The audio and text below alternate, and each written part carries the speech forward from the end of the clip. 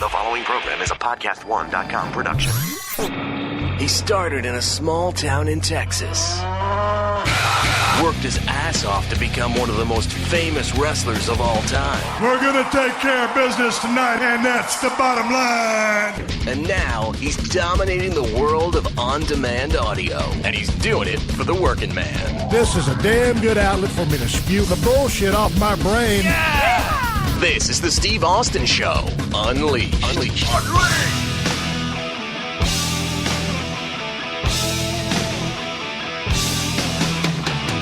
All right, everybody, welcome to the Steve Austin Show. I'm coming to you from the mean streets of Los Angeles, California today. I am over here at the house next door to 316 Gimmick Street, podcasting my ass off, opening this show like a motherfucker. Holy shit, man. The construction crew continues to work over at 316 Gimmick Street. When the guys were tearing out all the walls and shit in one of the rooms, they noticed that where the one of the light fixtures was, there was a leak coming in the house. So the contractor called his roofer over.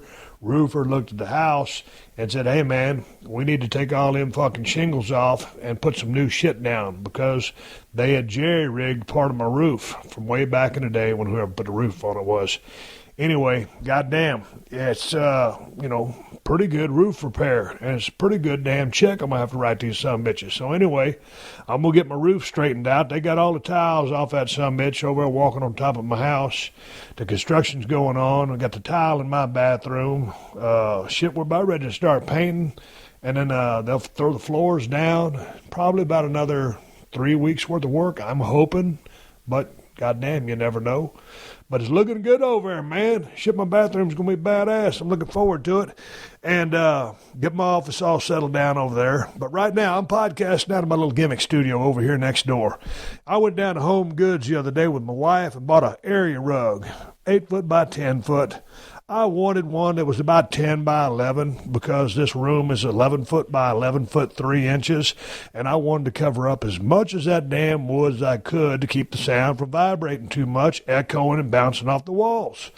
But I tell you what, 8 by 10 rug cost me a couple $100. The rugs over at Home Goods are a shit pile cheaper than them sumbitches over at Home Depot. Goddamn, them sumbitches are higher than giraffe pussy. I just want something to walk on that looks pretty good, that'll kill the sound from bouncing off all the walls. I still got to hang some shit up to get the walls from settling down, but little carpet cost me a couple $100. Looks good. Feels good. Hershey the Wonder Dog came in here and started rolling all over it, marking it up, walking on her side like damn Curly from the Three Stooges used to do. So she's already claimed this fucking carpet as her own. I got my little chair set up here in the corner. I just need a table to put right over here so that when I got a guest coming over, I can use this as my podcast room. And as soon as I get finished doing the opening of this podcast and sending it to Stacy in the 90210, I'm going to head back over to 316 Gimmick Street and get into my garage and get some more of my neon signs to put over here so I can put a little atmosphere in this son of a bitch. Man, when I went over to buy this rug at Home Goods, if you ever go buy a big-ass rug, they got it like it's like a, those things that hold the rugs up vertically, and it's like just thumbing through like an old memory book, except the pages are 8 by 10 or 10 by 12, some big-ass rugs. And I went over, and goddamn, it's just me and my wife looking for a rug. And I'll be damned if here comes these two ladies, and they got to stand and park their damn shopping cart right where we at. And they start looking at the exact same rug that I'm looking at. And I've been looking at this motherfucker for about 5 minutes. And I done opened all the damn rugs, looked through all of them, and I'm back to my original rug, 8 by 10, $299. So I'm figuring, okay, this is the sumbitch I want. And I'll be goddamn if these ladies start fucking with my rug, and I'm not going to say anything, and maybe she's going to buy the sumbitch from under me. And anyway, they move on to a different rug. And so when they moved on to a different rug, I went back over and looked at my rug, and here they come over here again. And they got to put their shopping cart right in the middle so you can't flip through no more rugs. I was already looking for plan B. Maybe this ain't the best rug in here. Maybe I can find one that's a little bit bigger. Maybe it's a little bit better. And I moved over about 8 foot down the road, and sure enough, they parked their goddamn cart right where I'm at again. So I whispered in my wife's ear. I said, man, what the fuck these motherfuckers doing? It's almost like they're trying to run me off. It was like I started looking around. There got to be a hidden camera in here somewhere. Fuck. And then we went to another department, and I'll be goddamn if the ladies didn't come over. And every time we went somewhere in the store, them ladies was in the way. I don't know what's up with that. And then we went to Whole Foods, and the same shit happened there. I'm sitting there at the edge of the damn, the potato aisle. I was getting some potatoes and some sweet potatoes for my carbs. Lady just out of the blue pulls her cart right up in front of mine. And she just standing there. And she got sunglasses on. She's an older lady.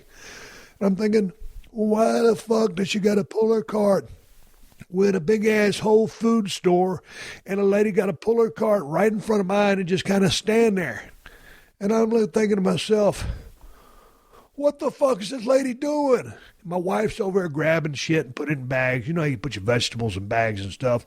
So I'm just standing there, just waiting for this lady to move. I can back up and go around her, but it was almost like a rib. So I was going to rib her. I said, I'll just stand here and see how long she stays there. She wasn't moving. So fuck, I backed my goddamn cart out, and as soon as I started leaving, she pulls her cart out of the way and starts moving down a different aisle. I think people was intentionally trying to fuck with me while I was buying my goddamn rug from my podcast studio and trying to buy my fucking vegetables for my goddamn eating diet I got over here. Son of a bitch, people got no awareness of space or etiquette anymore. And the two ladies that was looking at the rugs, they were speaking, they didn't speak English. They spoke, I don't know where, somewhere in Europe. It was a different kind of language I'd never heard. So, but, obviously whether you're from a foreign country or not, you got to understand that you're in somebody's space. I was there first. Had the ladies been there first, I'd have been, working around them. And then the other lady, when she pulled her shit up next to my cart, man, I don't pull my cart up and block somebody in. Nobody gives a fuck anymore. It's like there's no etiquette or awareness. People got their head up their ass. I don't know. Anyway, we drove home, and I told my wife when we left the Home Goods, I said, you can go ahead and drive. And my wife goes, oh, you want me to drive? I said, yeah. Normally, I got to be behind the wheel of a car. I always like to drive. But I was having one of those days where I just want to kind of chill out and relax. I said, no, you drive. Because every time we get in the goddamn car, basically what I wanted to do was flip the script on my wife. And because she always bitches about me going too fast, this, that, whatever. And I was just acting like I was being chauffeured around, riding in the shotgun seat, just chilling. And I said, you know what? As a global icon and national treasure, it's kind of nice being driven around for once. And then when we came into the damn Home Goods parking lot, every time we go somewhere, most of the time my wife has to give me directions if I don't know exactly where we're going because I don't remember my way around Los Angeles. So I'm okay with her giving me directions. But then once we get to the store that we're going to, she's got to point out of thousands of parking spots, she's got to park out the slot that she wants me to pull into. And I'm always like, goddamn, it's okay for you to give me the directions to get here, but once we get there and I can see the store, Home Goods, for example, I can pick out a spot on my own. I'm not that fucking stupid. So anyway, to reverse the rib, as soon as we got to Home Goods, I started pointing to my wife, no, take her right here. Take her right. Yeah. How'd you like it when I flipped the script on you the other day? And I tell you, very annoying. Yeah, well, that's what you are. You're very annoying. I don't mind you giving me directions around Los Angeles because I don't know my ass from a hole in the ground in the city. But when you get to the parking lot, I can find a goddamn empty parking spot on my own. So how'd you like that? Touche. My damn wife. I just sent a picture out on my Instagram account. Steve Austin BSR. That's a picture of my wife taking Hershey, the Wonder Dog, and Moolah to the vet for a checkup, and driving my trusty 2003 Ford Focus. I was reading some of the comments on there and said, God damn. He goes, Austin, you got to keep her. And then because my wife's driving a 2003 Ford Focus, and someone else said, God damn, dude, why don't you buy your wife a new car? Hey, man, that Ford Focus ain't got but 65,000 miles on it. That sumbitch is probably good for 300. Shit, I bought that motherfucker from my mother-in-law a couple months ago, and I put a car cover over it when we went hunting in South Texas for 2 months. Man, I pulled that car cover off. It started right up, took it down, just knocked a little bit of the dust off of it. So that's our car that we use to take the dogs to the vet because it's so low to the ground. It's easy for, I still got to put Hershey in there because she's getting older. Mula, fuck, she could jump in a 4x4 with a lift kit. She's got some springs on her because she's young, but it's easy for her to get in there. And actually, that little motherfucker's fun to drive. It's front-wheel drive, got a little fucking four-cylinder, automatic. It'd be cool if it had a manual transmission. I like shifting them gears. But goddamn, man, that's a great little errand car. Motherfucker runs like a champ. Shit, I drive that motherfucker all the time. Anyway, hey, man, enough about all my bullshit. I got my podcast area getting set up over here at 317 Gimmick Street. Need to get me a table, see if we can get some guests coming over here. I got Zoltan Bathory, a five-finger death punch. I went over to his boat and talked to him. Rip Rogers is on today. I appreciate talking to Kevin Owens. Got a lot of feedback from the conversation with Kevin Owens, talking about the scientific and molecular level of giving a stone-cold stunner and see how he absorbs that information. Man, we've got a real big weekend coming up. We've got UFC 209, and that's going to be a hellacious event. And then on Sunday, goddamn, WWE got Fastlane. Last pay-per-view, Jesus Christ, last pay-per-view before WrestleMania. I cannot believe WrestleMania is already here. It is almost upon us. And it seems like that other one just happened. And, man, it was just like going to the Staples Center the other day, man. All those guys and gals, you know, the boys, the girls coming into the damn dressing room, been on the road traveling. It's a rough grind, and this is always the crescendo, getting to the biggest show of the year, packing people in that stadium, hoping for that damn sellout, people coming from all over the world. It's a global happening. It's a big fucking deal, and they've been working their ass off. I'm looking forward to watching it. We're going to see what happens on Fastlane. Hopefully it's a great pay-per-view. I'd love to break it down, and I'm going to watch it and see how it pans out, see what they're going to do to put the final pieces on the chessboard, and they'll have a couple of more weeks to start rearranging those things as well, but kind of really get some matches on the card that you can really promote. You've had a few that you could talk about, but now really hammer the card down and make the final push into WrestleMania. And looking forward to big things from everybody on the roster. Man, that's the place. If you can get off at Mania, you always want to get off. You always want to have a badass match, but WrestleMania is the ultimate proving ground, and it's a chance for big things to happen, and it's the biggest stage that you can perform on if you're in the business of pro wrestling, or as they like to call it, sports entertainment nonetheless. Hey, man, like I said, I got Rip Rogers on the podcast. But before we get to Rip, I need to take a minute here to thank one of the fine sponsors of this here podcast, and that is Loot Crate. And Loot Crate's part of the greatest tag team in crate history, the WWE Slam Crate. It's a bi-monthly mystery subscription service for fans of the WWE Universe. And the third crate is ready to order now. This one is all about the road to WrestleMania, and it celebrates the superstars who live, eat, breathe, and sleep this journey. And I'm not just talking about the stars who will be in the squared circle on April 2nd in Orlando, Florida. I'm talking about past WrestleMania stars too, and that's why this crate is loaded with exclusive items featuring The Rock, Seth Rollins, and Charlotte, one of my favorites, and many other WWE superstars. There's also an authentic t-shirt that you can't get anywhere else. So sign up at lootcrate.com/unleashed by March 19th at 9 p.m. PST, or you'll miss it and you will regret it. So go to lootcrate.com/unleashed and use the promo code Austin at checkout to get $3 off your Road to WrestleMania Slam Crate now. That's lootcrate.com/Austin and use the promo code Unleashed to save $3. But do it now, because once that March 19 deadline passes, so does your chance to get this crate. Order now at lootcrate.com/Austin. Hey, y'all know how much I appreciate you listening to this podcast twice a week, and that's why we've created a new automated email system to make sure you never miss a single episode. Just go to podcastone.com/Steve Austin and sign up. We'll let you know exactly when a new show is out and who the guest is. So sign up now at podcastone.com/Steve Austin.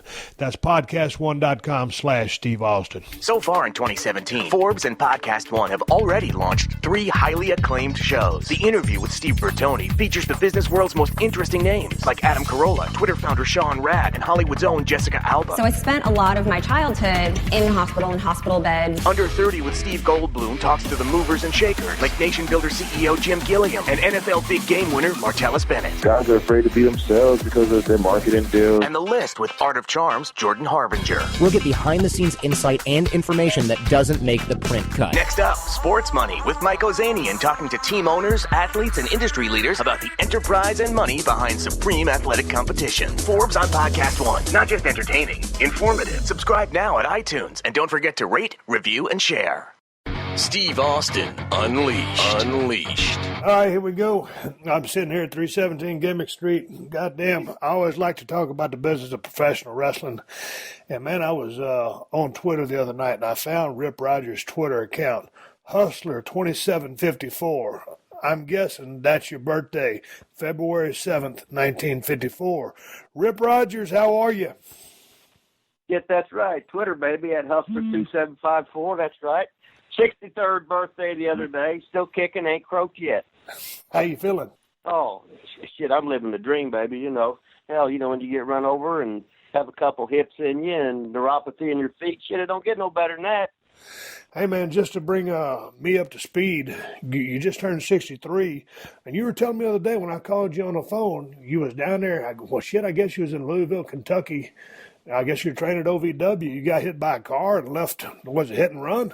Yeah, it was hit and run. At the time, OVW was developmental for WWE, and I was driving down to Louisville every day, and excuse my French, but they wouldn't give me any insurance.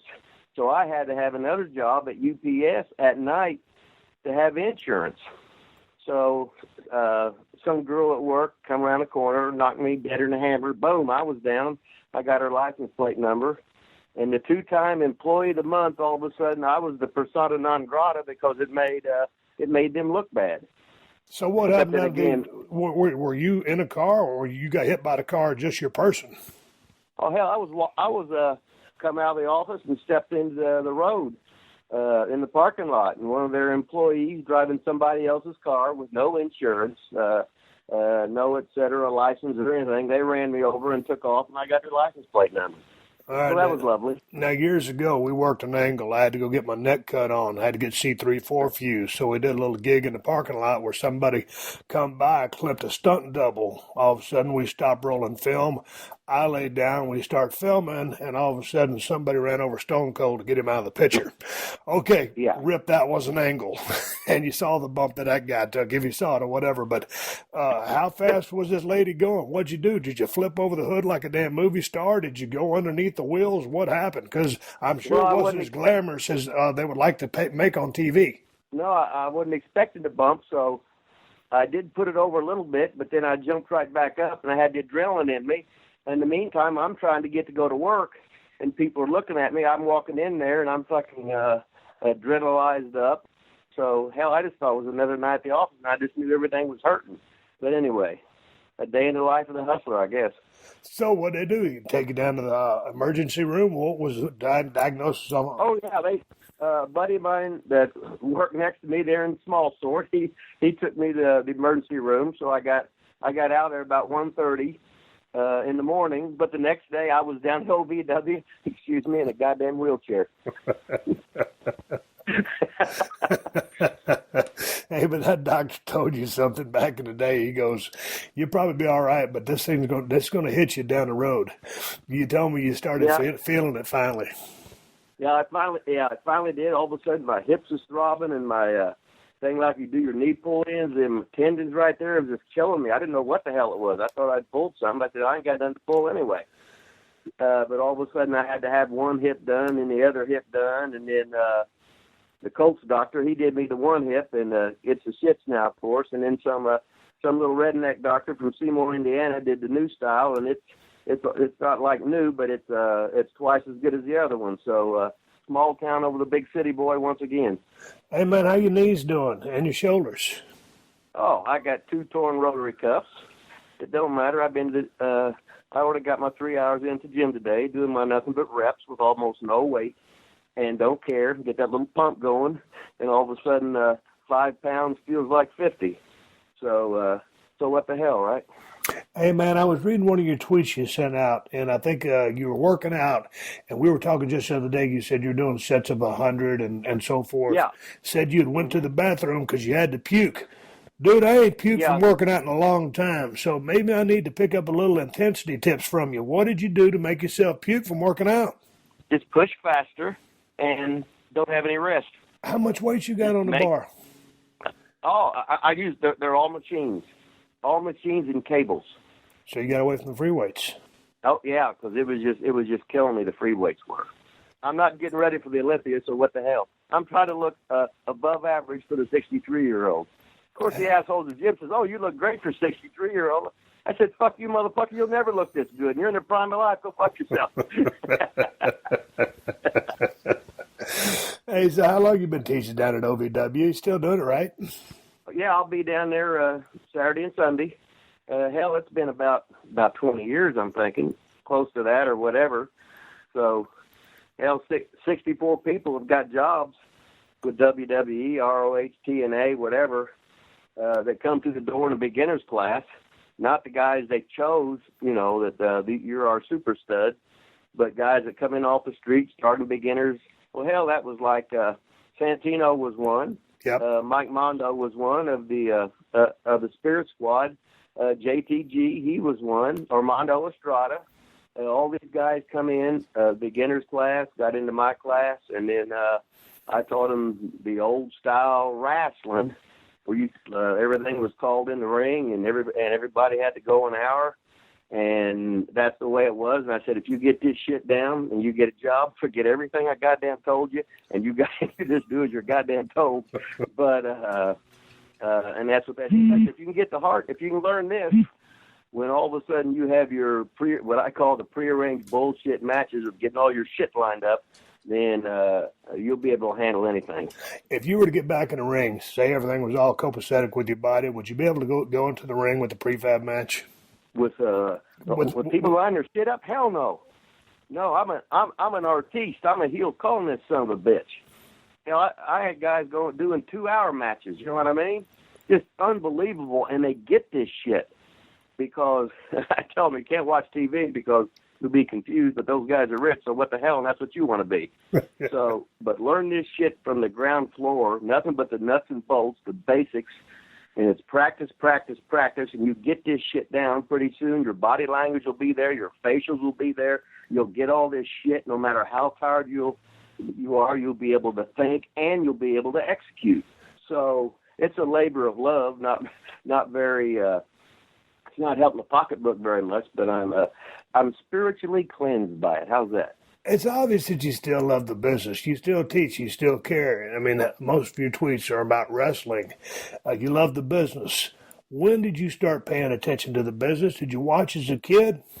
Oh, my God. When I was 5 years old, my grandpa taught me to see Dick the Bruiser versus Cowboy Bob Ellis at the high school where I grew up at in Seymour, Indiana.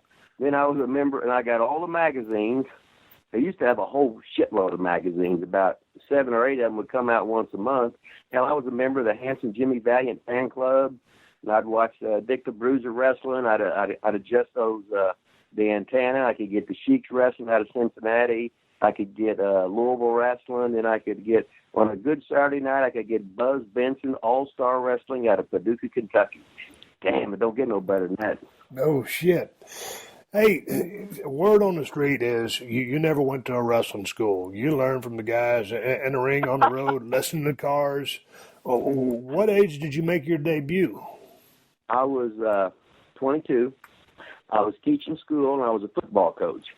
But all I wanted to do was get in the wrestling business. And I'm going, how in the hell do I get in the wrestling business? I mean, it was closed. It was kayfabe. they kayfabed me down at the matches at Indianapolis. I went and saw the commissioner. He was trying to help me out with Dick the Bruiser. Of course, he was pushing Bruiser, so that automatically Bruiser hated me because we didn't tell Dick the Bruiser anything. So a buddy of mine, now this old guy this guy that wasn't even smart had a ring at a VFW club we got into a couple times, and we sort of broke in, but broke his boards and everything, but he didn't prosecute. But this buddy of mine named Steve Cooper, he got me he went down to WOAY in Beckley, West Virginia, and had a TV match. I didn't believe that asshole. So he taped the son of a bitch on the telephone of the audio part. So I got booked the next week. So then this is an hour and a half story, which we're not going to do. So here I am in my first match. I got my K&H specials, my Carl Hildegard stuff, my $52 boxing boots, my 5.0 trunks. I'm dressed to fucking kill. And I just know, and I'm not even smart. And all of a sudden, the guy says, "Oh, you're built good. You go over." And I'm going, "Yeah, go over what?" Right? He says, "Now when you get the pencil, you go home." I'm going, "Holy fuck," you know. So I'm wrestling some guy, and he tells me what to do. And I said, "Fuck, you grabbed my arm. Fuck you, motherfucker," you know. So he hits me. Boom. I'm over. That didn't even hurt. That son of a bitch ain't got a punch at all. Then he hits me again. Oh, fuck, right in the ear. Son of a bitch. He fell. I said, "Sell what?" You know. But anyway, I made it through that one, and I'm watching him before the match. He's cutting the goddamn Blizzade up, right? Yeah. So I'm sitting there, holy shit, this motherfucker's going to fucking carve me up. I'm scared shitless. So anyway, so you can imagine what I went through. So, but from there, I got to go to Sheik's TV, Nick Goulis's TV, Bob Geigel's TV in Kansas City, St. Joe, and in the Chase Hotel there. And then a couple of weeks later after that, I went and did the WWF TV at the old Philly Arena. So, shit, I was on fire, baby. Well, man, tell me a few stories about Dick the Bruiser, because I've only heard about the man, and he was a little bit before me, and I didn't get that region of TV because I grew up in South Texas. But right. I have a picture on your Twitter account of him back when wrestlers used to look tough, and Dick the Bruiser looked tough. I know he was a big draw. What was it about Dick the Bruiser that drew money? That son of a bitch. Well, it's like he said, he don't cover anybody unless it's a finish. Nobody kicks out on the Bruiser, right? Unless it's a Texas death match and you drop 9 falls in 9 minutes adjusting his tights the whole time you're covering him, right? But he was just a physical freak. He could walk on his hands and shit, and he was probably legit 5'11", probably weighing up to 275 at one time. Played in the NFL, and I think he got kicked out of 3 colleges. And he was, he was mischievous. Let's put it that way. Well, how do you, mischievous in what way? This is sort of a PG show, isn't it? No, this is Unleashed. You can say whatever you want to say. Oh, it's Unleashed. So when he went to court for something, and they said he was accused of having performing fellatio, or fellatio being performed on him or whatever, and he says, "I don't know, Judge. I just know the bitch was giving me a blowjob." So that's DB, Dick Bruiser, baby.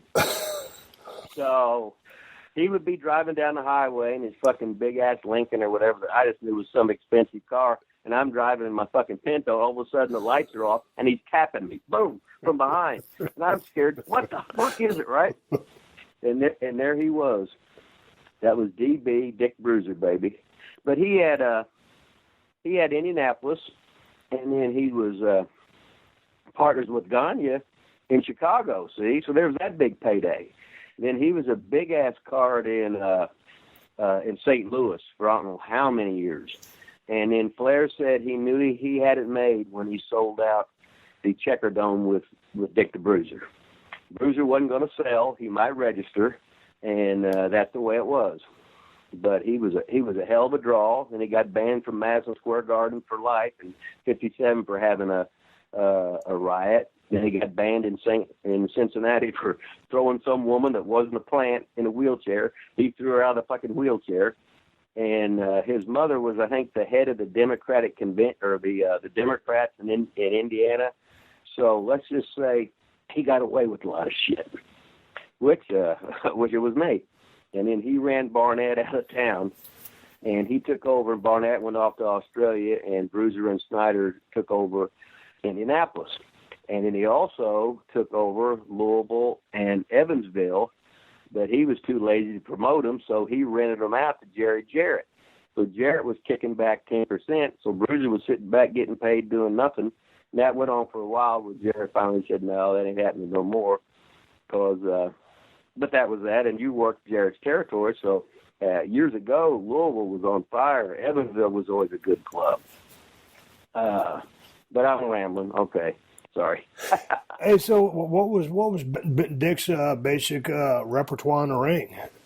Just a lot of offense and registering? Yeah, hey, he was Stone Cold before Stone Cold was. Interesting. He was an aggressive, looked like a goddamn human bowling ball. He was so round, you know what I mean? Then he'd take those teeth out, and he'd register, and he'd spit, and he'd hit. Whenever he was the only guy, whenever he hit Heenan, he bled. Nobody else ever touched Heenan. But the Bruiser, whenever he hit Heenan, that son of a bitch was bleeding.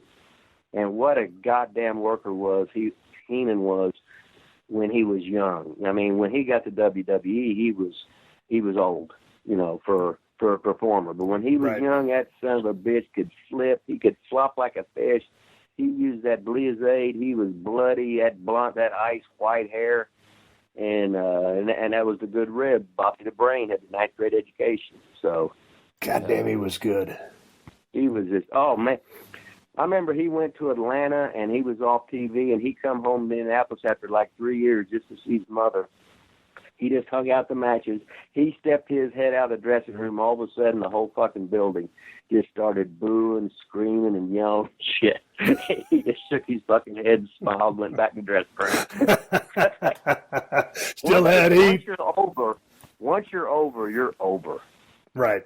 Let's talk about some of the stuff you tweet, Rep. You're at Hustler2754 on Twitter. But before we go through some of your tweets, let me say congrats to my longtime sponsor and close personal friend, Diamond Dallas Page.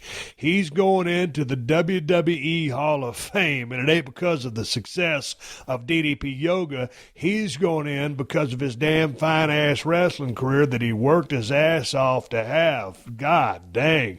Dude got in the ring at 35 years of age. One of the oldest cats to ever start out after being a manager forever. So big ass congratulations to my buddy Dallas.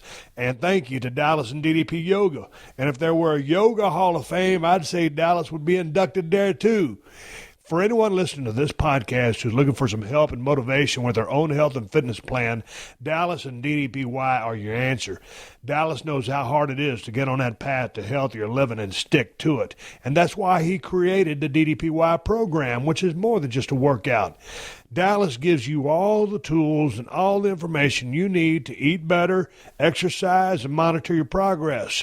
Now, he also offers plenty of his own personal motivation as well. And right now, he's offering y'all 25% off the DDPY DVDs, the DDP Yoga Now app, and all DDPY swag. You can get 25% off t-shirts, mats, heart monitors, hats, and more.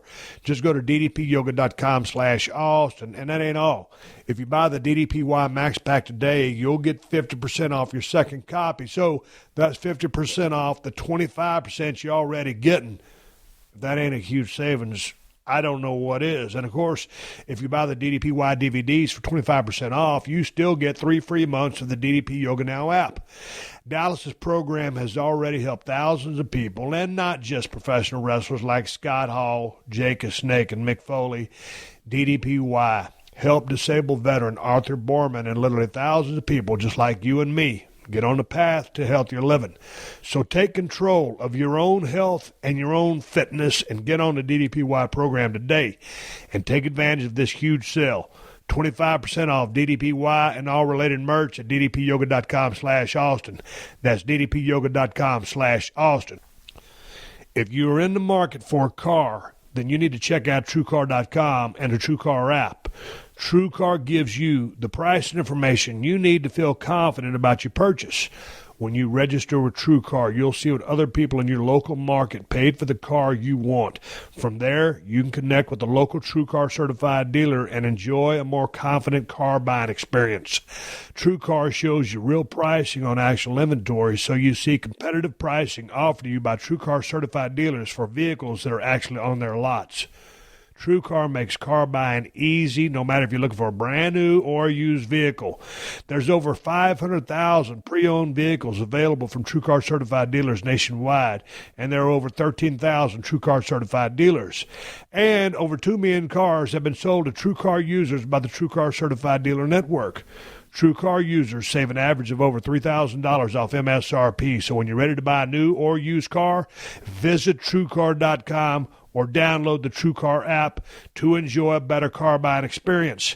Some features are not available in all states. Steve Austin, Unleashed. Hey, let's talk about your Twitter account a little bit, @Hustler2754. I just pulled off some of the tweets that you've been sending out. You want to go through some of those and expand upon them? Sure. What happens, Steve, I'm usually on the bike at the gym for an hour. So I got an hour to kill, right? So I do that. Or I'm on third shift where I'm working, and I got a kayfabe that I'm supposed to be working, but I'll be hitting some tweets on that too. Before we get to Twitter, tell me about these damn workouts. The other day you told me you said you worked out 3 times in one day. What the fuck are you doing? Yeah. Well, it's pretty simple because you just push yourself to the max. Okay, it's like I run in the fucking gym, and I got 30 minutes, okay? And then here's this son of a bitch. He's on my goddamn cable thing. So I was just going to do 100 reps right bicep, 100 reps left bicep, 100 reps triceps push down, 100 shrugs in a row, 100 front raises in a row, 100 side raises, okay? Then you go into 100 leg extensions, 100 leg curls, 100 presses, 100 lat pulls, 100 butterfly things for your chest, and 100 machine presses. And that takes about 30 minutes under perfect conditions, and you're always pushing yourself. But you walk out of there in 30 minutes just exploding, if you can explode at 63 years old with no testosterone, and just feeling great. There ain't nothing better than working out, shit, shower, shave, and you're ready to kick ass and do whatever your real job is. All right, we're going to come back to this in a little bit when you got into your bodybuilding, some of the contests that you entered. We'll get into that, but let's go through some of these tweets. Check this one out. You said the object of wrestling is to win the match, not get all your shit in like a mark. You winning? Yeah. Make your foe shine because you're winning. Well, when I get finishes, I said, look, you stupid son of a bitch, book backwards. I'm winning. So I'm going to make you look like the greatest son of a bitch and wrestler in the fucking world because I'm going to beat you decisively. So I'm going to beat somebody. And now if the roles were reversed, if you're going to beat me and decisively, I'm going to beat the shit out of you because I'm going to beat King Kong and you're going to beat King Kong decisively. So I know what you can do, but we don't need all them stupid false finishes that mean nothing anyway just to get your fucking shit in, and it ain't going to goddamn happen.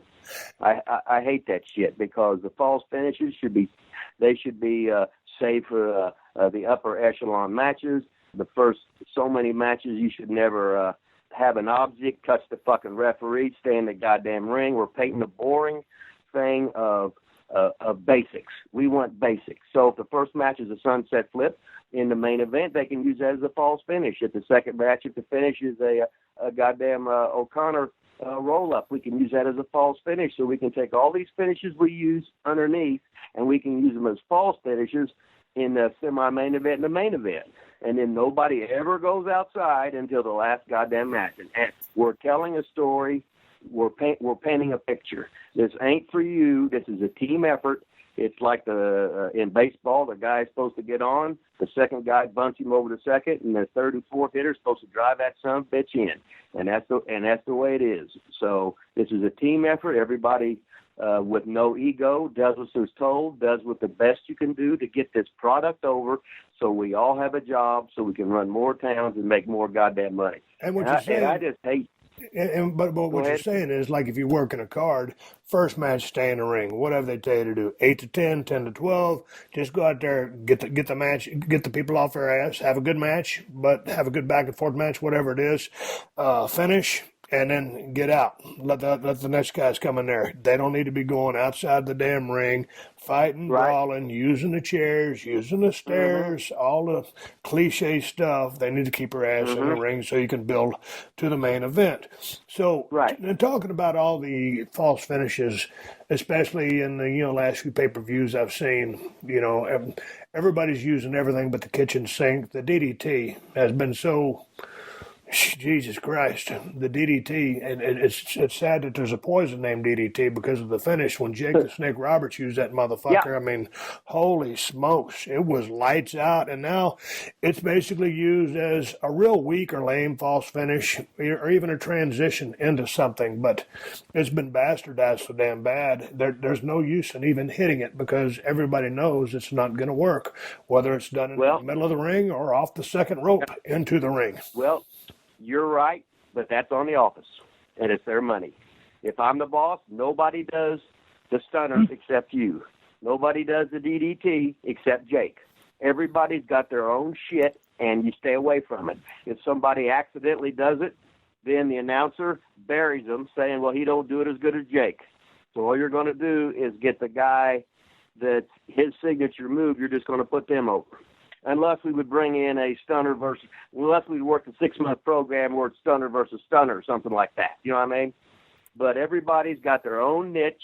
And like when you have the first match, I said, okay, you just watch the first match. The second match, whatever they did, don't do it. The third match, you've seen 2 matches. Whatever they did, don't do it. The fourth match, you've seen all them together. Whatever they did, don't do it. If you have a problem with that, then you have no business being a professional wrestler. You're supposed to be fucking good. You're supposed to be pro. You're supposed to be the cream of the crop. This is supposed to be your goddamn dream, and you should have dissected this with no ego, every kind of wrestling psychology there fucking is. I get fucking wound up on this shit, sorry. There's a lot of guys back in the day when we'd be working, whether it's USWA or World Championship Wrestling or even WWF way back in the day. It'd be 4th, 5th, 6th on the card and wouldn't watch matches. And, sometimes, Rip, you roll up and just everybody's working an arm. All of a sudden, the main event gets out there. They didn't pay attention to what was going on in the first 7, 8 matches, and all of a sudden they're working an arm. And the crowd's done seen it, probably 5 times, and all of a sudden they're doing the same shit. So if you ain't been watching the card, okay, arm, leg, back, neck, you got to pick something different because every now and then it's one of the boys will just get on just by happenstance. Everybody works the arm, or everybody works the leg, and then everybody's doing that the whole night. So the main event gets out there, and shit, guess what? They've already seen this set 6 times. Well, you're right on all of them, but I got arm, leg, neck, stomach, back, or brawl, baby. So I would tell everybody, if I'm writing them down when I'm booking, I said work this body part. Use this as your anchor. Get your heat on this body part. So everything was different. Gotcha. And then that way nobody's stepping on any toes. Nobody. I remember one night Rick DeRude come in and started getting mad at me because I used a headlock. I said, well, goddamn, Rick, I didn't know you had the goddamn patent on that son of a bitch. Don't you know more than a headlock? Please. Jesus Christ. I was going to ask you about Rick Rude and the headlock spot in a couple of questions. I'm glad you went there.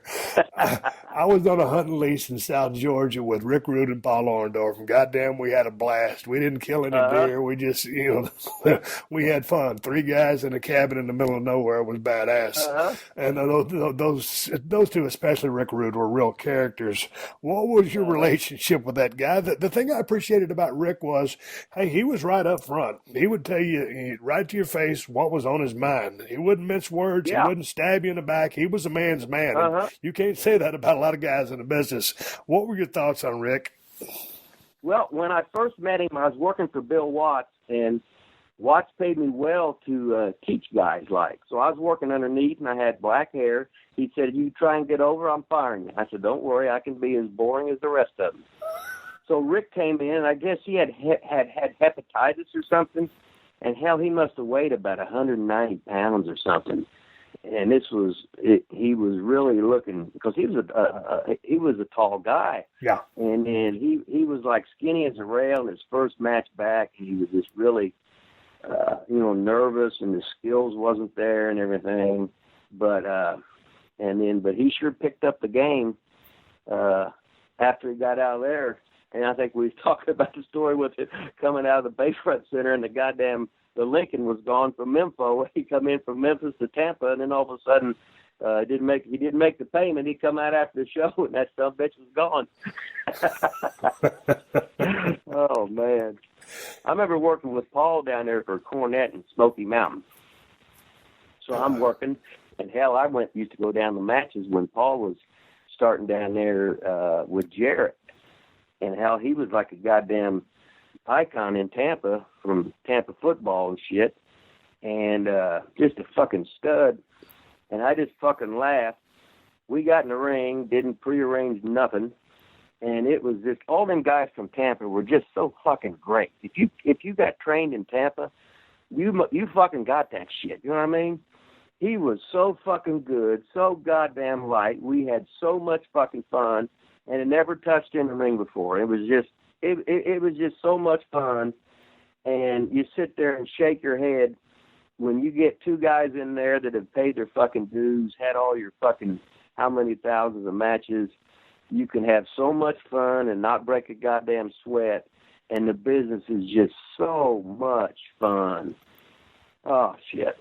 And you're working the people. I feel like today almost the people are working the boys. But let me digress. Let's get into this next tweet you sent. You said, "Baby faces, let the heel be a heel to make the match easier. Faces, never cheat first or throw the first strike. Heels, don't be a cool heel." Let's talk about the first part. Let the heel be a heel to make the match easier, and faces, never cheat first or throw the first punch. Okay, it's like, let me get my entrance in. Let me be cocky or what I'm doing. You're the good guy. Let them people hate me as much as they can. Don't threaten to punch me. I'll threaten to punch you. Then you ball your fist up, and I'll back away and bitch about that. So let me be the bad guy. You be the good guy. I'm a heel, but I'm not going to be a cool heel. I don't want cheers. If I want cheers, be a goddamn babyface. Get the hot women, the food, the better payoffs, and sell the goddamn gimmicks. But no, I want to be a heel because I love being a heel. When do you think the first cool heel, who do you think the first cool heel was? Or when did that trend start to happen in your estimation? I don't know, because I don't watch TV wrestling. So anything I'll do, I'll see something on my phone or something. But I know, guys, I understand the wrestling heel that starts out patting himself on the back, and then the baby face catches up, then he starts surpassing, then he gets rugged with him. I understand all that. But the business has changed. It's like when they had the Shield walking through the crowd, them motherfuckers would have beat me half to fucking death and kicked you and thrown shit at you and tried to hit you with a chair and shit if you'd have walked through that fucking crowd like that.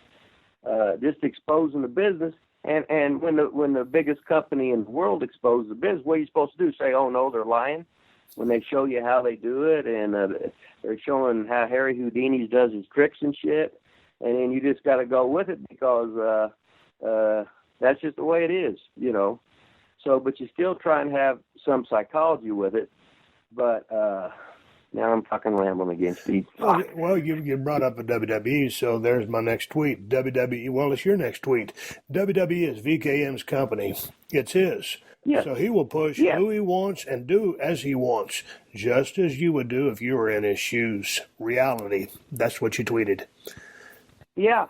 That's just, is that in response to all the people? Is that in response to all the IWC talking about they want so and so pushed, or you're pushing so and so too hard? Yeah, that's it exactly. Just sit back and enjoy the product. If you don't like it, don't watch it. Then, if he decides to change something, he will. But you don't tell him what to do. You wouldn't be. I say, fuck you, you goddamn mark. Go fuck yourself. This is my company. I've got long-range plans, which I'm not sharing with you. It's my company. But people need to watch if you want to watch wrestling or watch WWE, whether it's Raw, SmackDown, whatever show you're watching, watch it for the sake of what's going on the screen. Don't concern yourself with the writing aspect of it. Watch the product. Right. That's like everybody that watches NFL football, they think they're smarter than the coach, because they're in fantasy football and they watch NFL every week. So, hell, they know what's going on more than the coach does. He's only around those guys in film 20 hours a day. So what the hell does he know when the fans know more than he does? And wrestling's the same way, So the thing about it used to be electricity in the air. It was like a UFC atmosphere. It was a contest. It was like a goddamn, since I'm from Indiana, IU Purdue game, where it depends where it was at, where you had whoever was the baby faces and who was heels, but they love the baby faces and they hate the heels. Now you go to an event and it's sort of like the Ice Capade, or it's sort of like the Harlem Globetrotters, ha ha ha. Or we can get on TV if we do these yells and shit, and let's steal the show and we can be over. And I'm just strictly old school. I'm too old to change. I know what I like. I know it would still work because people are still basically the same. So that's that. All right. You said your strikes are supposed to look vicious without hurting your opponent, not look phony and knock the shit out of them. Learn your craft. Practice.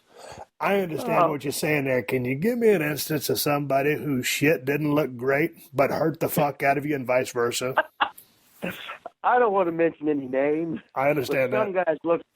Some guys looking like it knocks your dick off and they don't fucking touch you.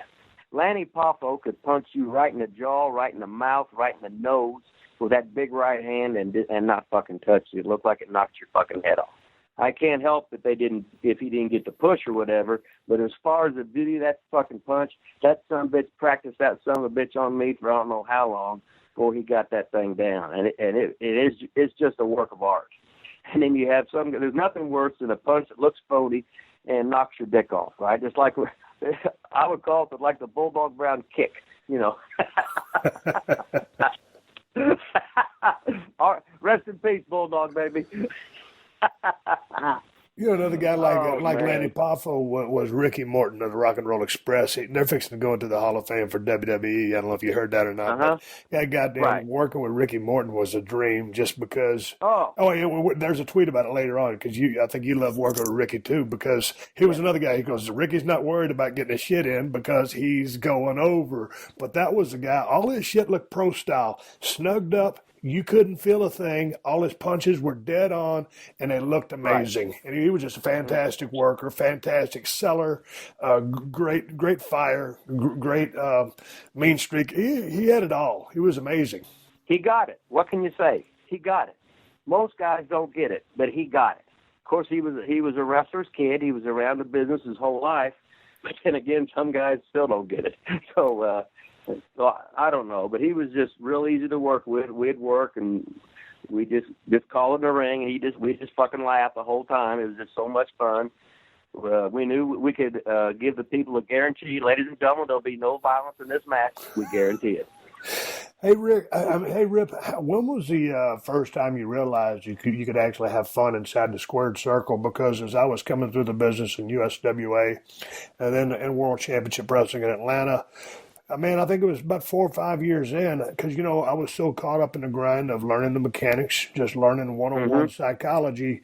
You're serious because you don't know that you can actually have fun. And all of a sudden, I'm out there with Jesus Christ, it was Brian Armstrong, Road Dogg, and we were out there in center stage having a TV match, and there was some shit going on, and I'm telling him, hey, man, look over here. There was this hot girl in the crowd, and he goes, where? I said, I repositioned myself right there. He goes, oh, yeah. So we went over, fought outside the ring over to the guardrail, and I dropped him on the guardrail. But, after I realized I could have fun out there, it really took the pressure off of me. And this was still in the days where we're calling every single thing in the ring and basically finish everything. So when was it for you that you realized you could have that fun? Because that really lifted a load off my mind, the pressure, and just performance. Well, when I started, I was just so fucking rotten. And I tell everybody, every mistake in the business I already made. So don't feel bad. You're all better than me when I started. So when I turned heel and I teamed up with Randy Savage in Nashville, I started getting it. And then after that, it wasn't any problem understanding it anymore. I was the world's horriblest babyface, but as a fucking heel, I understood it pretty well from my experience. Of course, I was surrounded to hell. I had the Papos, I had Ronnie Garvin, I had Boris Malenko, I had Randy Orton's dad, I had Bob Roop, I had all these guys that were great pros, and all I had to do was shut the fuck up and watch them and listen to them. So I was in hog heaven. I knew I was just shit compared to these great fucking wrestlers. I just wanted to be hopefully as good as them maybe 10 years from now, because this is like being a doctor.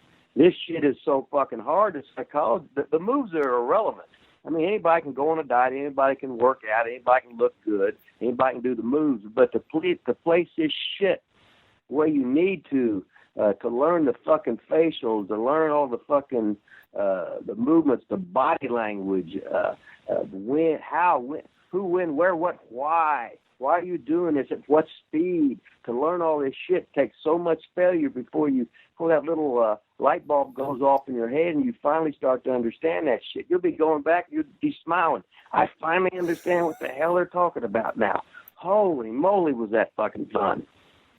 And you know what? Sometimes you get on that streak rip, and then all of a sudden, right when you think you got it, you get this swell of confidence. You go out there and you shit the bed, you damn near kill a town. You're like, what the fuck? I thought I was picking this up. Oh, yeah, that happens. What happens a lot of times is we get pigeonholed into thinking every audience is different, right? And you have to fucking be able to read that audience. They said, no, they don't want comedy. They want a wrestling match. They want some fucking violence. You know what I mean? So you got to be able to read that son of a bitch. I got to be able to take that baby face and pull the best of what he can do. And if he can do 5 things, we're going to do that 5 things. And we ain't going to shoot for an A, but we're going to shoot for a C+. And I'm going to make these fuckers believe this son of a bitch is competitive. And that's all we want. And then we do whatever finish the office wants. You know, it's funny how some of the crowds are. You know, when you go to whatever loop you're on, whatever territory you're in, and first match goes out there and they come back. Well, most everybody's watching, but if they're not, hey man, how's the crowd? Oh man, they're popping on everything. Basic shit. I mean, depending on where you are or how long it's been since you've been there. I mean, sometimes it's the guy that works, and that's what I'm talking about. Test of strength, the yay boo. Oh, yeah. I mean, I'm talking about bullshit stuff. Some people, I mean, they want the main event shit, or they're ready for just wrestling in general. But just by that, listen to that first match go out there. Oh fuck. Or it could be the opposite. These motherfuckers are dead. I don't even know why they bought a ticket. Mm-hmm. But you got to read that crowd, like you said. What I tell everybody, I said the first spot, they haven't seen anything, is a tackle. And sell the son of a bitch. What happens? Oh, tackle, drop down, leapfrog, 3-arm drags, drop kick, go to the floor. Nobody, they don't take none of it in. Sell the I remember me and Dick Murdoch had every spot was a tackle. And every tackle knocked me to the floor. And he just fucking laughed. And I told him, shut the fuck up, jabroni. You're the goddamn babyface. I'm the heel. I'm leading this son of a bitch. He's fucking laughing. And then he was supposed to brainbuster me, and he wouldn't. He said, no, I ain't brainbustering you. Fuck you. We did the greatest finisher of all time, the roll-up. Hey, how was Dickie Murdoch to work with? Because, man, I watched, that guy. Of course, I got a chance to meet him and talk to him a little bit, but this is when I was just, I don't even know if I was Stunning Steve yet. Everybody knew that guy could work his ass off, and a lot of people considered him, world champion material. I thought he was world champion material, but then again, you got to remember, where did he break in at? Amarillo. Right. Here. We got all those from Brody to fucking Hanson to fucking Tito Santana to DiBiase. all those guys, right? Manny, for all those guys that played football and everything, right? Right. And here he is. He could work he was a huge man, and he could work like a small guy. And then during these matches, when he's selling, all of a sudden he'd have to throw some Three Stooges comedy shit in there, and that would just turn them fucking Eddie Grahams and the goddamn Sam Muchnick fucking making them go crazy and shit. You know what I mean? Yeah. But he was so good. But I worked with him in St. Louis TV at the Chase when I was double fucking rotten, and I said, Murdoch, you fucking cocksucker, you about broke my fucking jaw in goddamn the Chase. And I didn't even tell him how rotten I was. He goes, well, hell, I remember that. You moved. Holy shit. Hey, Rip, tell me about this tweet. Don't use baby oil in the ring, period. You're asking for trouble. Either you or your opponent can slip and get hurt. Be safe at all times. Please tell me about baby oil, because I hated it when motherfuckers wore that stuff. I wouldn't. If guys had baby oil, I'd make them go out. I tell them, but don't put none of that shit on. I ain't going to be there. Fuck you. I'm not going to get hurt. You're not going to get hurt. Slip off the fucking rope. I go to fucking slam you to slip off. Something's going to be screwed up because you're too goddamn lazy to go on a goddamn diet and do your fucking tanning and shaving and shit. Just fucking do it. I said, you're not training for the Olympia anyway. You're the baby face. It doesn't matter. But no fucking baby oil. Just a little, because you're going to fucking sweat out there. I don't even like the water because you're going to start sweating soon anyway. But baby oil, I've seen too many guys get goddamn hurt with that shit, and it's just something we don't need. Because if I get hurt or you get hurt, hell, in the territory days, they'd float you a day or two, then they just fire your ass because you couldn't perform. The show must go on. You know, and I'll tell you a thing about that baby oil or the hot stuff, the vasodilator you use to bodybuild. You know about that hot stuff. People, the guys that spray it on, it'd make their veins come out, and that was just, it was like baby oil on steroids. So, and it made your eyes burn if you got it in your eyes, and you're working with these guys, so inevitably it's going to get in your eyes. But those ropes are taped up with tape. And to the listeners out there, as you well know, Rip, if those ropes get all that oil on them, if you're going over the top rope with a clothesline or if someone shit cans you over the top, you're trying to grab that top rope to protect your livelihood, take a safe bump.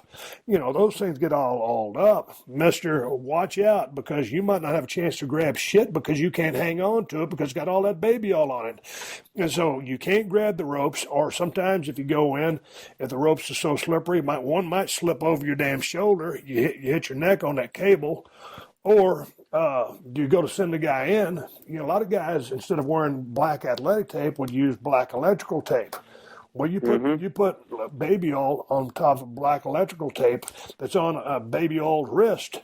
You send a guy in, try to reverse it, and you slip. You lose your grip. You blow the high spot. Yep. You look like a couple of J-Brones. It's just a shit. Yep. And once you do it, you don't get no do-overs. So it's a whole lot easier just not to use the goddamn baby oil. Rip, because I was so damn ashy and white, I would pour water. You weren't a water guy. I would do the water, didn't do the baby oil, just so I wouldn't look so goddamn ashy. But let me ask you about this tweet here. This talks about some of the equipment. Always tuck the laces of your boots in. I saw a guy blinded from a bootlace hitting him in the eye on an enziguri kick. What the fuck happened, Rip? I never heard nothing like that. Now, when I broke in, they told me, hey, tuck your laces. I didn't know why, but I tucked them in because it was a cleaner look. I never did know about that safety factor. So what happened? Well, just what happened right there. You know, when I got in, Randy Savage, he showed me how to do the parachute cord and to burn the ends, right? But some of the old guys, or later on, they would have the long shoelaces out. They might be out like 7 or 8 inches. So them things are flipping around and shit, right? And that goddamn Zarf hit the guy right in the eye. You know what I mean? Yep. So, and it was probably a 1 in a million thing, but that's a 1 in a million thing that I don't ever want to see happen to me or anybody else. So just tuck your goddamn things in. That's like guys that practicing in church and they kick them in the stomach and their foot gets. I had 3 guys tear their knee up because their foot got caught in somebody's T-shirt because the T-shirt was not tucked in. So you learn by failure. You see all this shit of how to try to keep another accident from fucking happening. Here's a little nuance in a match. let's talk about, maybe it's getting towards the end of a match. You said after a double knockout, please have the heel get up first. You want to make the face the underdog as much as possible. Yeah. So, I mean, it's so simple. As long as the heel's always up first, the baby face gets more sympathy. And it's so simple that we've tried to change shit. Now you can say, oh yeah, the baby face could get up first and he could go to slam him, and the heel could kick his legs and his leg go back out. But why do that? Because he went down, then he got strong getting up first. Now he's back down again. Just stay underneath. You're fighting from underneath because you're going to win anyway. So just shut the fuck up and do as you're told. Don't think. You're a stupid baby face. Would you have to tell a guy that? Would I tell a guy that? Jesus Christ. That's my fucking problem my whole goddamn life.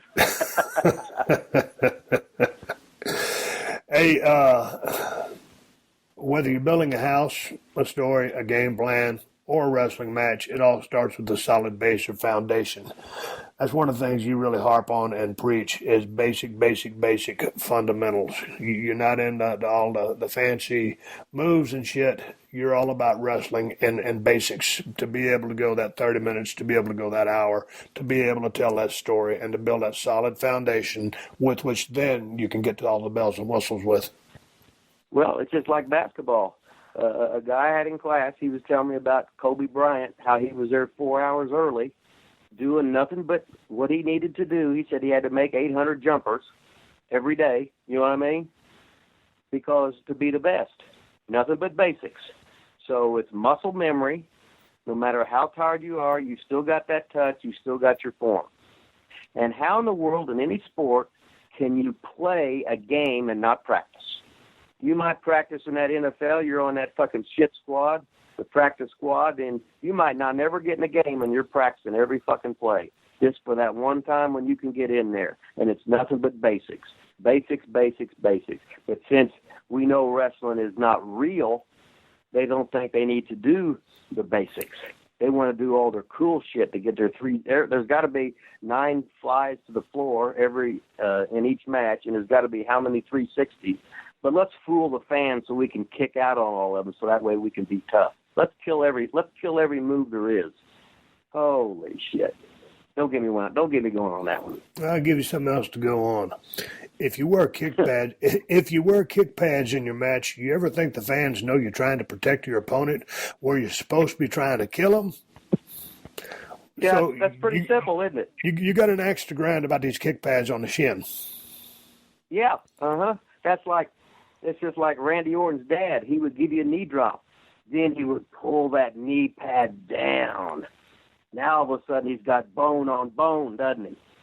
Then you would double sell that son of a bitch and maybe get a little fucking gap and roll the fucking floor and everything. But here we have fucking kick pads. No, I'm wearing these pads so I don't hurt you. Well, how fucked up is that? When we're supposed to give the illusion at least we're trying to beat somebody's ass. Now what hurts more? A guy's boxing with 16-ounce gloves or guys fucking bare fucking knuckles. It's the same fucking shit. And this is how stupid we are. And the promoters allow that fucking shit. I'm just fucking old. I guess there's too much reality in that shit. I don't know. But that's one that I hadn't even thought of until you brought it up. I was like, oh, yeah, that's an interesting one. I never looked at it that way, and I should have. So that's one that missed me, but it completely makes sense to me. But you didn't wear kick pads, right? No, dude. And there's for a while when I was a dumb motherfucker in WCW, I wore my knee pads just like everybody else did. And then I said, man, I'm going real old school. I'm just going to shit can these things and just not wear them. I'm going to wear my short trunks and my boots. That's it. And so I did that for a couple of years, and people always ask me why. And to this day, I can't tell you why. It was just something I decided to do. But looking back, probably should have kept the knee pads on.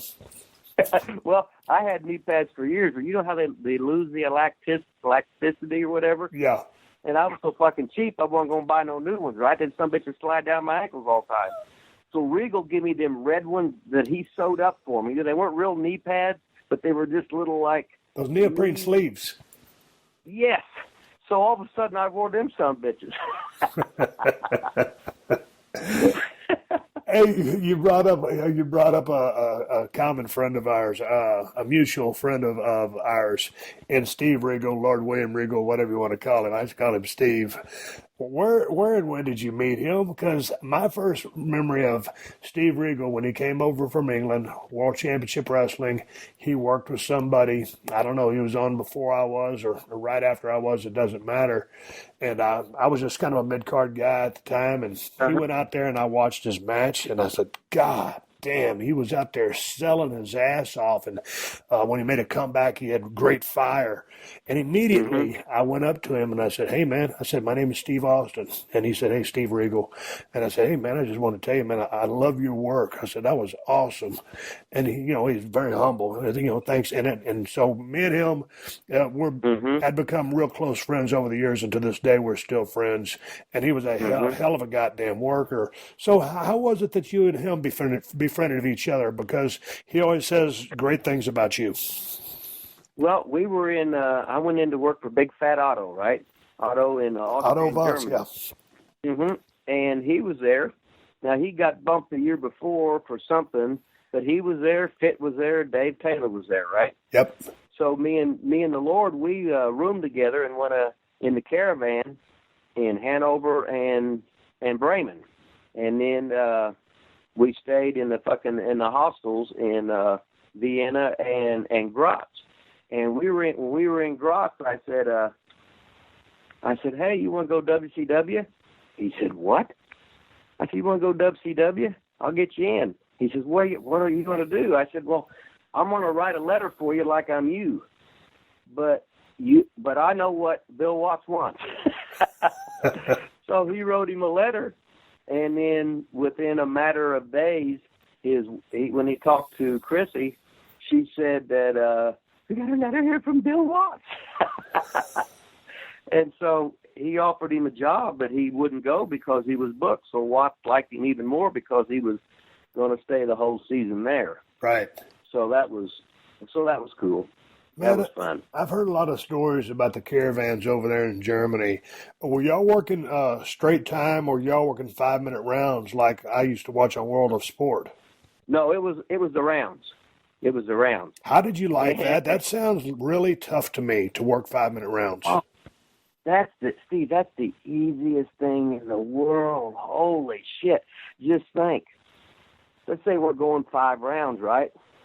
And we can tell a different story every round, can't we? You could hurt your knee. We can work on a knee, or you can work you can change everything. Right. And you can have the heel barely holding on or the baby face holding on for the round. You know what I mean? And it's just so much fun. And I never got to do that before. And then I started loving that style. And then they had the speaker where they find the guys, right? So Finley was so good, he'd have a championship match, and that subbitch make about $800. They had the evil referee finding the good guy, and the marks would come out and pay the fucking fines.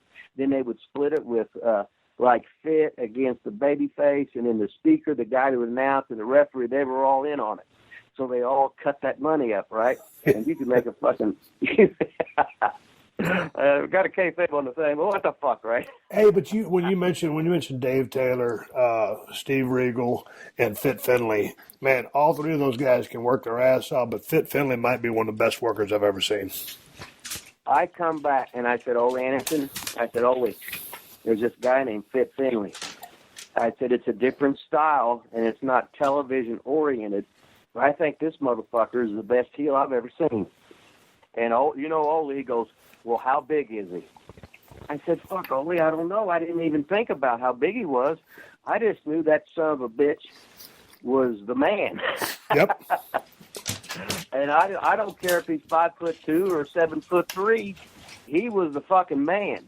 And every time he took control of everything. So that baby face was always an underdog.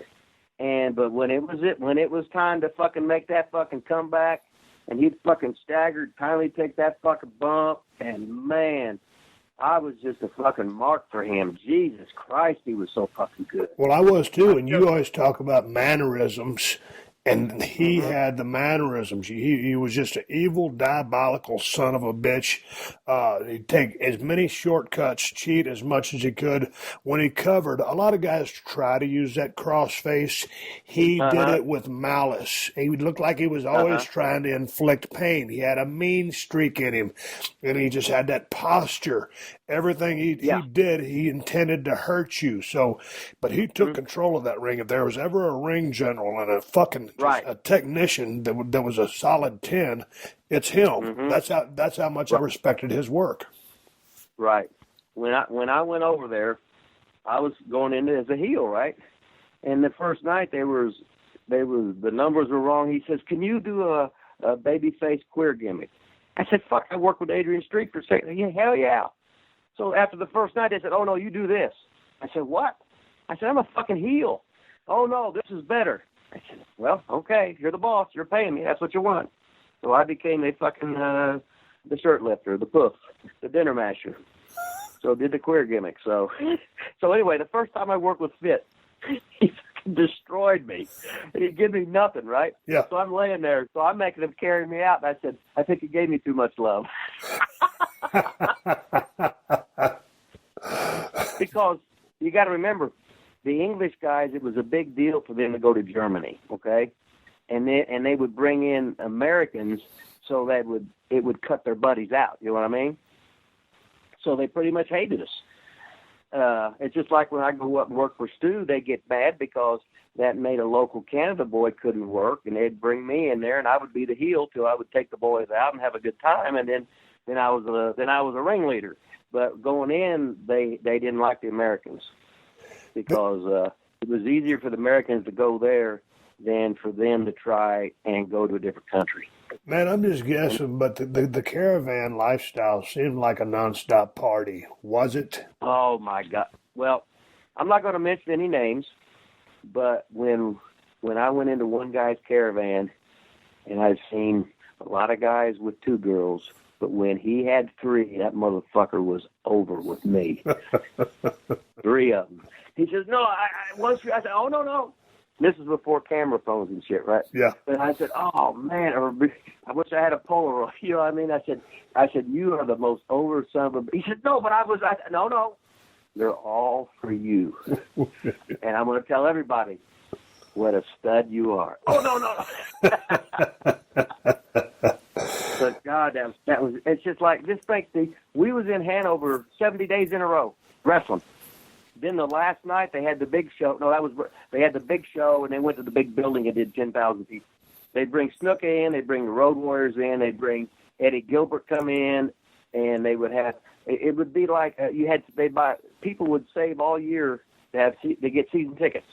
And like if Snuka would come in, it'd cost an extra $4 or whatever. Or you have or Fit might have a championship match, and they'd bring in Eddie. He worked with Eddie Gilbert, and Eddie says, "What's he like?" I said, "Oh, you're in for a rude awakening, love."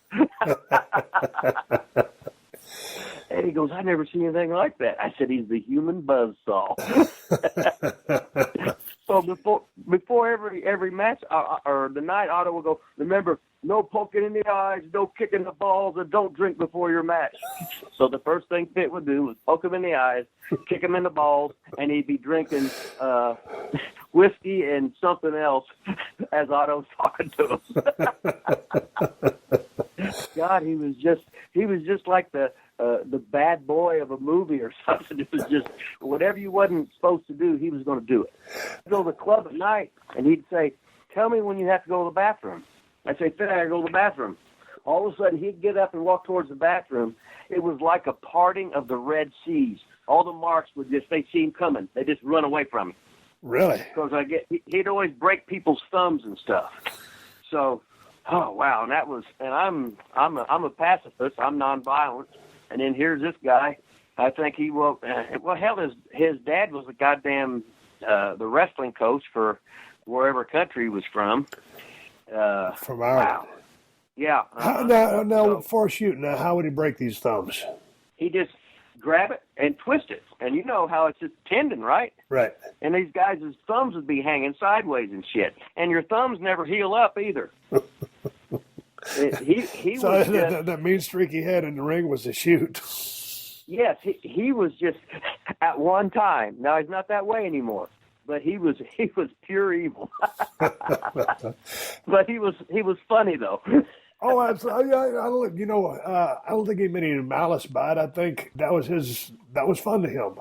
As fucked up as that sounds. I mean, it's kind of malicious, but I don't think he meant it in a bad way. That's just who he was. Yeah. Hey, talk to me about this tweet. You only have so many bumps on your bump card. Use them wisely and sell them properly. Think longevity. It's your body. Bumps on a bump card. Well, we all get carried away. Yep. And we could all take 3 arms, a hip toss, and a slam, or you could take one hip toss, crawl out of the ring, half-ass crawl. You can take one and act like it's 10, because we've only got so many goddamn bullets in the gun, and then we don't have any more. And our bodies are the same way. So it's best to learn that. You can preach it all you want, but it ain't going to happen, and I know that. But I feel better preaching it, because once you get an injury, like if you hurt your left knee, then your right knee becomes your bad one. You hurt your left shoulder, you compensate, then the other one gets so bad. So, or you hurt the left side of your back, then the right side gets bad. It's because you're always protecting yourself on these bumps and everything, and then you're pretty much completely messed up. So if you learn to sell your bumps properly, then you don't have to do as many of them.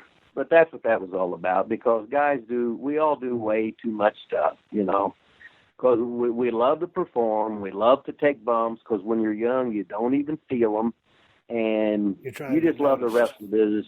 Yeah, and that's like, when you've got, 10 years in the business, that's when you kind of smarten up to it. I mean, certainly, maybe some people smarten up faster than I did, but, in your mid-30s, like, fuck, people will tell you, hey, slow down, kid. You only got so many bumps on your bump card. You don't understand it. Hey, fuck you, I'm good. Right. No, okay, now I'm 52. Now I see what they were talking about 10 years later. So it's not till 10, 15, 20 years later you're going to feel this shit. So when guys are telling you that, they're trying to give you a little heads up. First of all, if you're really, really over, you ain't got to do all that shit.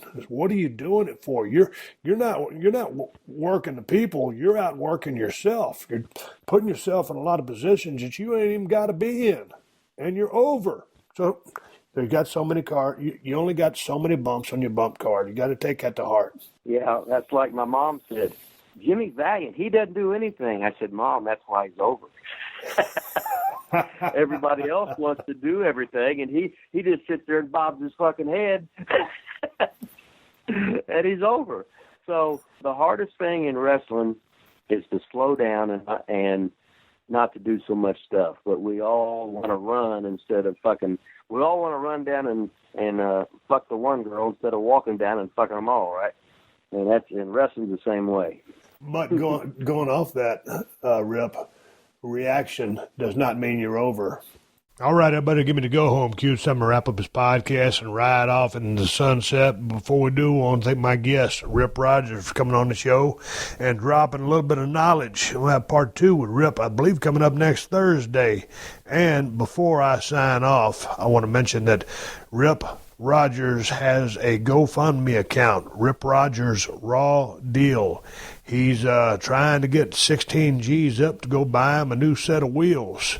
So if you care to contribute to that, check out Rip Rogers Raw Deal at GoFundMe.com. Anyway, thank you, Rip. It was good talking to you.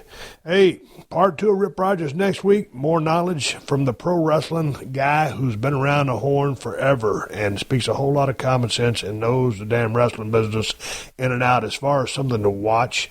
I was looking at some videos of Rip Rogers wrestling Lord Steven Regal down there in WCW with Larry Zbyszko doing color commentary.